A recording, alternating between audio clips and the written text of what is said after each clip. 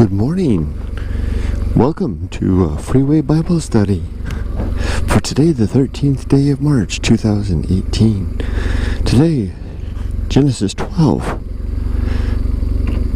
And I believe this is called, I forgot. Is it Abram Travels East?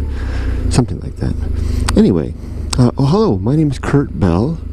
I am the host of Freeway Bible Study.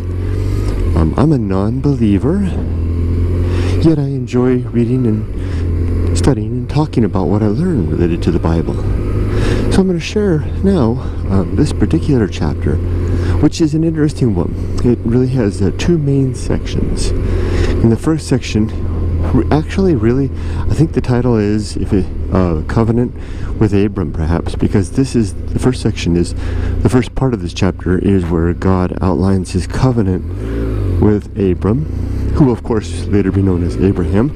Excuse me while I do my little flip. I have to do this special way to get on the freeway here because the detector won't detect my motorcycle. Well, I could have, that car would have kicked it off there. Here we go. So it seems like I'm being a little tricky with the freeway, but otherwise I would sit at the signal there for a long time waiting for a large vehicle to come.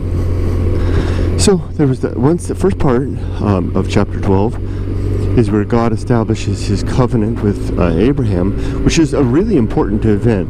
I mean, we're dealing with the patriarch here, the source of who will later become the source of all the Abrahamic religions. So this is no small covenant going on.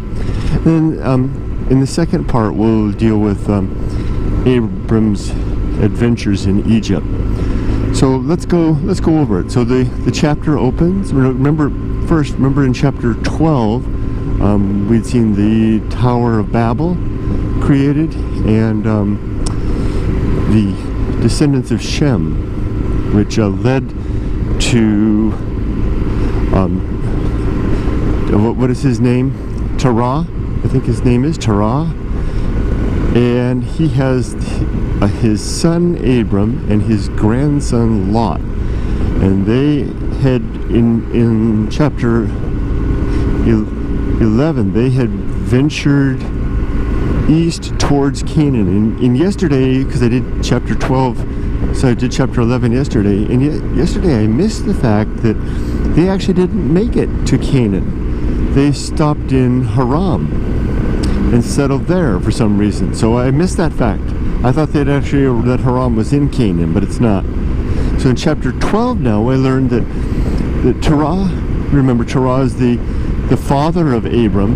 And forgive me if I might be pronouncing their names incorrectly or getting it wrong wholesale.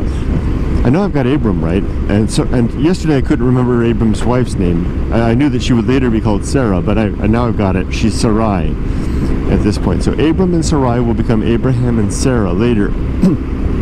Abram's father is Terah, and they're living, and Terah's grandson is Lot, and they were all in a band in chapter 11, not like a garage band, but they formed a little band after the Tower of Babel incident, and headed east towards Canaan, but didn't quite make it to Canaan, and settled instead in Haram, where Terah died at the age of 250 years. Now, remember, they're still there. Haram is dead, or Terah is dead, and they're still in Haram. And Abraham now is 75 years old, just a young whippersnapper by biblical standards. He's 75 years old when God speaks to him. Now, this God speaking to them, remember, I'm a skeptic, so I look at this from the perspective of someone who doesn't believe. And so my first thought was, well, why don't we believe if God's speaking to people? Why don't we believe them necessarily when people in our contemporary period say that God is speaking to them? And I came to an answer in short order. And the answer is that in Abram's case, it appears that what was prophesied or what was forecast or told by God to Abram actually came true, at least in the story, right? So I guess that's the thing. I mean, if a great person today does something great, and then later attributes it to God, then I guess we're more likely to believe them. Like I imagine that if Martin Luther King had, in hindsight, if he'd survived, had said that, pardon me, and maybe he did, said that God instructed him that he would lead the civil rights movement and create the civil changes that occurred in the United States, then yeah, I guess people would probably say, yeah, I guess you did, right? So I mean, I guess shows the fruits of your prophecy, and maybe we'll be more likely to believe you after the fact, right? Now it's easy to fill in the blanks if you're writing the story and it's fiction, right? So you can do that. I'm not necessarily saying this is fiction, though I believe it is fiction. I'm not necessarily saying that. Well, I guess I think that, even though I'm not saying it, I guess I am saying that.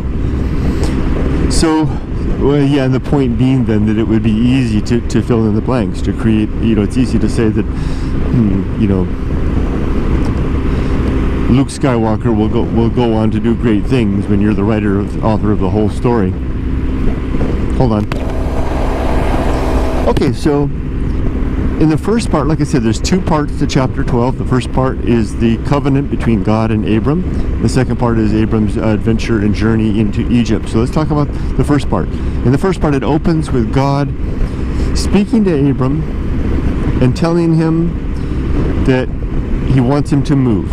It's time to move, to get up and head out, and that God has big things in store for Abram, that he is going to make of him a nation, that he will be a blessing unto the entire world, which kind of struck me. What about, that's pretty prophetic if you think that Abraham is the father of the Abrahamic religions, Judaism, Christianity, and Islam. That's certainly not the whole world, but back at the time when this was written, that probably seemed like the whole world, right? And it was probably even before Islam came about. So I guess relative, if you put it in perspective, I guess that seems to be the case. Anyway, so he says, you're going to be the father of you'll be a blessing unto all the world. And you're so actually, and it's time for you to get up and go. Now, so Abram collects his wife Sarai and his grandson, not his grandson, but I guess it would be his nephew, right? Because it's his father's grandson, is his brother's son. That's his nephew. So he gets his wife Sarai and his nephew Lot. And Lot's got to be, I guess Lot's still pretty young, right? If Abram's only 75, that's in the age of when people live a long time. And they get together all their possessions and all their servants, aka slaves, and they head towards Canaan. And that's when I had this aha moment. I was like, so Haram is not in Canaan, it's on the way to Canaan. And for some reason Terah decided, remember the guy that led them all towards Canaan, for some reason he decided to stop in Haram. And I'm glad I'm almost done saying Haram, because it's struggling to remember that name. So they depart Haram, and I don't have to remember that name anymore. I hope I remember it, but maybe I won't have to anymore. And so they're heading east, or I think it's east, towards Canaan, land of Canaan. And when they get to Canaan, they find that, guess who's there? The Canaanites. Big surprise. Now, I had another aha moment when I did that. Not in like an accusatory, I gotcha moment, but just kind of in a, like when you find a piece of a puzzle that you've been looking for, or you didn't know you were looking for, maybe some end piece, some corner piece that suddenly you see it amidst all the scattered pieces. Like, oh, I know where that'll fit. That'll fit there over in the left corner by the sleeve of that guy's shirt, whatever it is, and you put it in. Yay, I got it.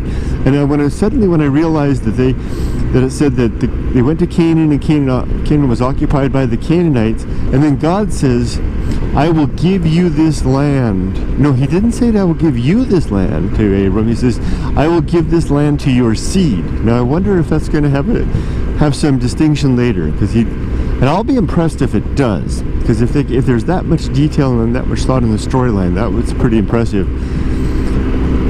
And I that's something that's impressing me more as I read and I'm kind of resistant to this. I don't want to be impressed by the Bible because I don't think it's a true story. But I am kind of impressed by the lucidity of the story in some ways, even though there's piece by piece little contradictory elements. A lot of it I can see a real storyline here. So they're in Canaan. There's the Canaanites. God says, "This is the land I will give to your seed," which I'm taking to mean that everybody after him, but maybe not necessarily Abram. So Abram goes to a place and builds an altar to have a sacrifice to the Lord. Now here's where I notice the distinction between the New International Version and the King James Version. I can't remember which one was which, but one of those, they both indicated that sacrifice was made in a particular city in Canaan, or near a particular city in Canaan. But one of them said that it was actually by a tree, and they actually named the tree. And you're like, why does a tree have a name? Well, that's not that uncommon in old world places. I remember when I lived in Japan, there were lots of famous trees that had particular names. Even I had named a tree. It's up there in the mountains. I called it the octopus tree. So I can't remember what that tree was, but it was like, Abram goes to this particular city, and both versions, King James and NIV, both agree that it's the same city, but then the one says by this particular tree. And I thought that was interesting that one of the versions omitted the tree. Hold on, let me try to get this a little better here. My windscreen is fogging up a little. So there we go. So now I got that, and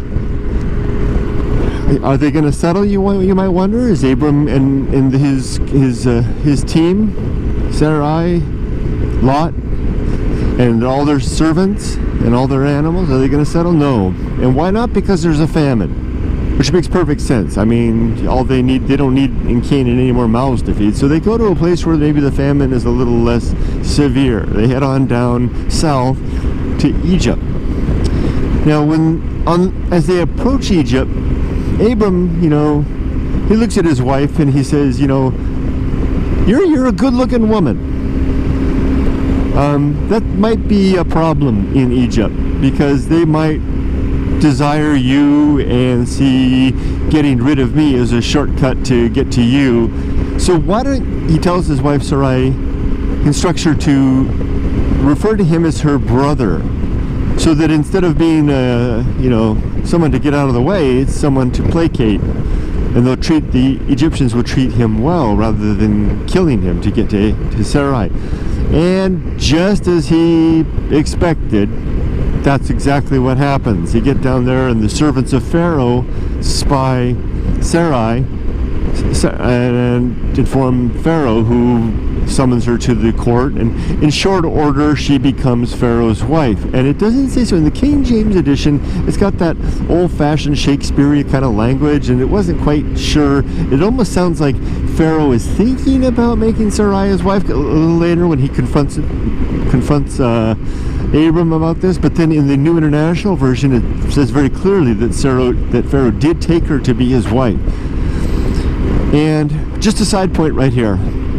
Okay, if you're living in a time and a place where you got a hottie for a wife, and the guys in the area are going to kill you to get to her, okay, it's one thing to tell strangers the story that you're simply her brother, but you can't get away with that in your neighborhood where everybody knows you, your community. Wouldn't it be smart just to give her a cloth and say, here, that beautiful face of yours and the beautiful hair, just wrap that up.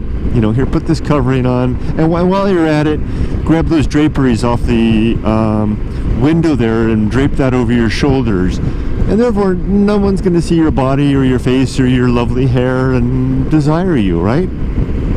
Yeah, that probably makes a lot of sense. And the woman's probably like, I don't want to lose my husband, and the dude's like, I don't want to die, and it becomes, maybe over time it becomes a custom, and lo and behold, you got the burqa, or whatever variation of a female body covering that is more common in the Near East.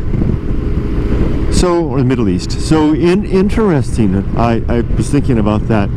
But that was clearly before that time. So Sarai had to simply, she had to go along with Abram's story. So I don't know exactly, well, I'm getting ahead of myself. So God is not at all pleased with what's going on with Sarai suddenly becoming a wife to Pharaoh. But instead of being upset at Abram, who concocted this, who lied to Pharaoh and perpetrated this. What is this? Polygamy? I guess so. And what's the deal? Well, I get it. Yeah, what's good for the goose is not good for the gander. It's all right to have more than one wife, but it ain't all right to have more than one husband. God's not very happy about that. Excuse me, I got to sneeze. I hope that worked. I lifted the whole shield up.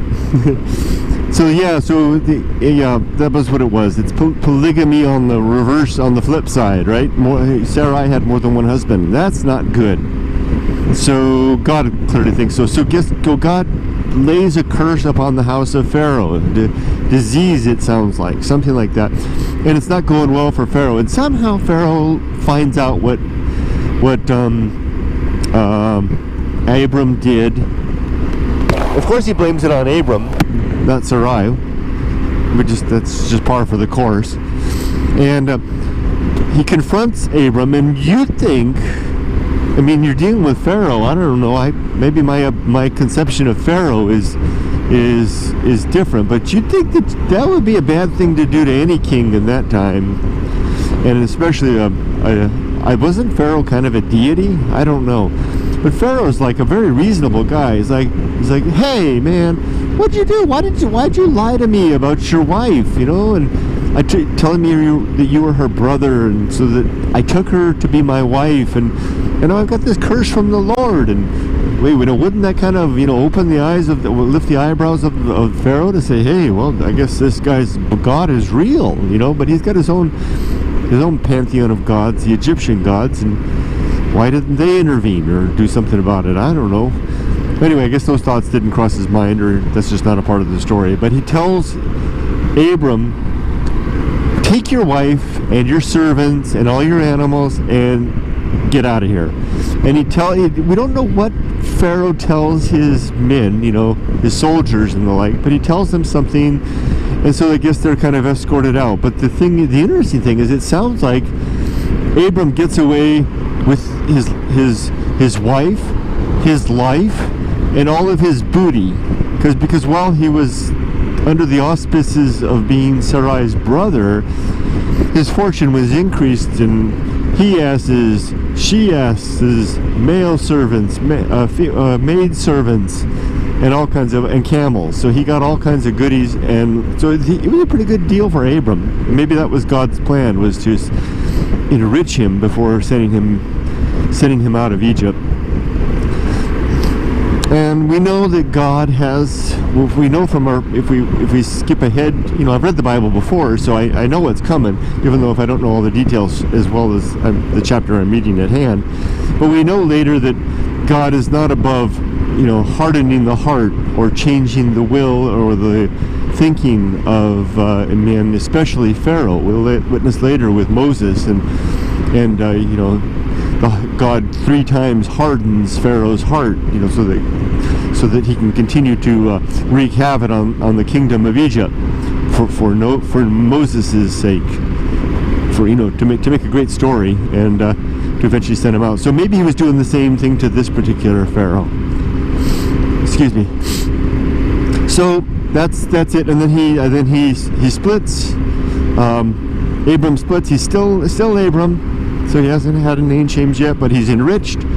He's got a blessing of an inheritance, the land of Canaan.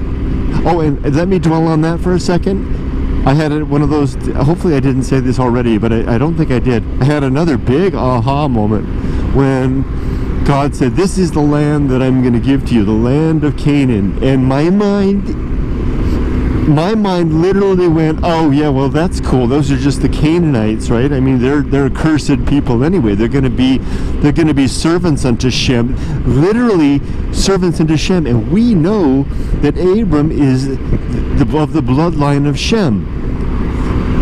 So it makes perfect sense. See what happened with Noah's curse when Noah cursed not Abel, but he cursed Abel's son Canaan to be the servants unto his other brothers, particularly Shem. And now, a descendant of Shem, Abram, is being told by God that he will inherit the land of Canaan, which makes perfect sense, right? I mean, now it all makes sense.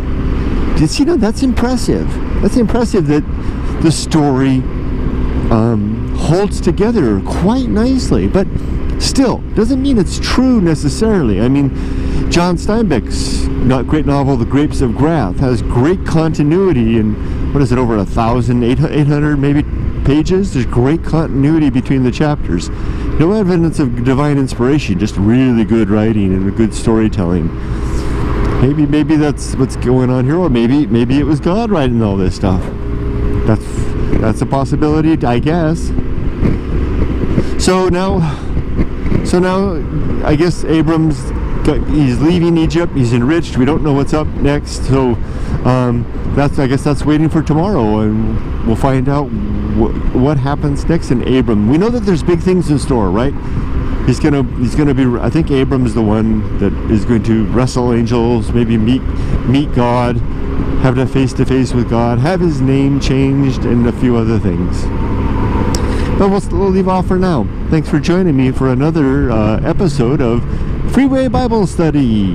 I hope you all have a wonderful day and make it a great life. Take care, everybody. Bye-bye.